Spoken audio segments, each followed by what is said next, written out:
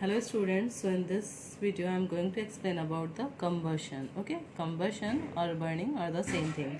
So first topic is combustion, a chemical reaction in which a substance combines with oxygen. Okay, a substance combines with oxygen and liberate out energy और energy किस form में, heat और light के form में emit करता है.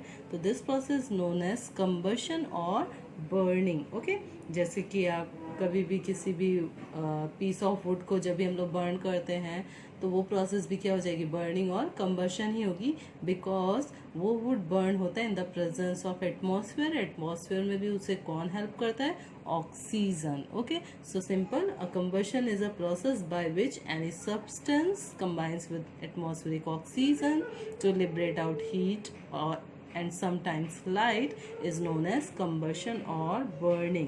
Now next is, so a combustible substance is a substance, okay, which combines with atmospheric oxygen to liberate out heat and energy. मतलब कि combustion की process में जो substance ऑक्सीजन के साथ एनर्जी मतलब हीट इमिट करता है और लाइट इमिट करता है, that substance is known as combustible substance. And examples of combustible substance are coal, coke and charcoal, natural gases, LPG and wood. These are the example of combustible substances.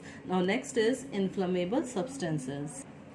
So these substances are those substances जो combustion की process तो show करते हैं, but they show the combustion at very low temperature. Okay, मतलब वो burn तो होंगे but काफ़ी low temperature पे ही burn होते हैं. Such substances are known as inflammable substances. इसका example हो सकता है LPG gas, CNG gas, okay, carbon monoxide, hydrogen, kerosene oil, alcohol, petrol and so on. Okay, now next is non-combustible or incombustible substances. Okay, so these substances are the substances which do not burn in air or oxygen even on strong heating are called non-combustible substances. मतलब कि non-combustible substances ऐसे substance होते हैं जिनको हम कितना भी oxygen या कितना भी हीट प्रोवाइड करें but they will not burn at all. इसके एग्जाम्पल हो सकते हैं स्टोन हो गया, ब्रिक्स हो गई, ठीक है, वाटर हो गया. So these substances are the non combustible और incombustible substances. Now next topic is supporter of combustion. Okay, so in supporter of combustion में the gaseous environment that supports combustion of a combustible substance is called supporter of combustion. जैसे कि अभी आप किसी would piece of would को अगर burn करते हो तो एटमॉस्फेयर उसको सपोर्ट करता है और एटमॉस्फेयर में भी मोस्ट इम्पॉर्टेंटली ऑक्सीजन सपोर्ट करती है. दस oxygen in the air supports combustion. Okay, कुछ केसेस में अदर देन ऑक्सीजन गैस भी हेल्प करती in the process of combustion, जैसे कि नाइट्रोजन जो होती है वो गैस है जो कि कंबशन में हेल्प करेगी. ओके, जैसे so student here I am going to explain two examples in which other than oxygen other gases are also can act as a supporter of combustion.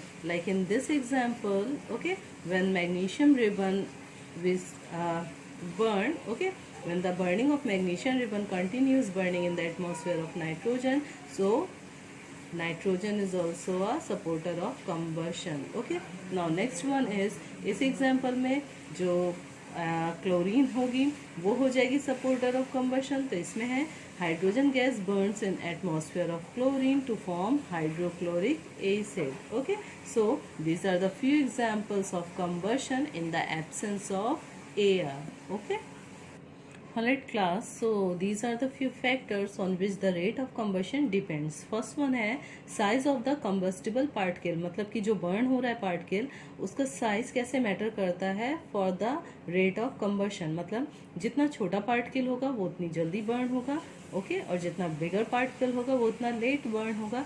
So that is why the smaller is the size of combustible particle the faster is the rate of combustion. Okay, now next one is nature of combustible substance और and nature of gases environment.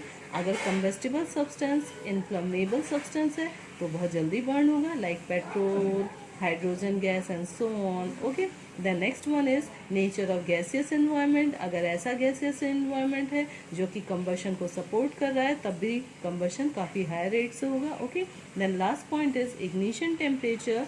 तो ignition temperature is a minimum temperature to which a combustible substance must be heated before it catches fire.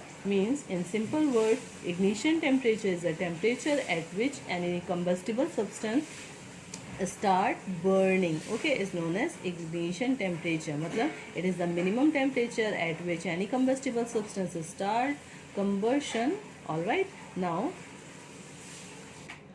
hello dear students. So the next thing is difference between combustion and respiration. Combustion means burning. respiration में भी जैसे कि मैंने यहाँ पे बताया था कि जो combustion होता है इसमें heat liberate out होती है and as we know कि respiration में भी heat liberate out होती है जो कि हमारी body में store होती है in the form of ATP. But there is one basic difference between combustion and respiration, that combustion is a fast process.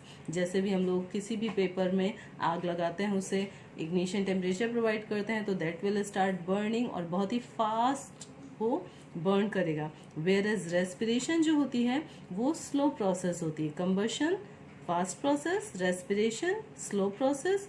Combustion single step process है, वेयर एज रेस्पिरेशन जो होती है वो मल्टी स्टेप प्रोसेस होती है. Okay, then everyday examples to show that air is necessary for combustion. जैसे कि a dull coal fire flashes up when fresh air is blown through it. A burning fire dies when sand or water is poured over it. मतलब कि कोई भी burning fire जो है वो बुझ जाती है जब भी हम लोग उस पर sand या water डालते हैं, because these both are the non-combustible substances. Okay, so these are the few examples. Okay, I hope everything is very clear. All right, now thank you.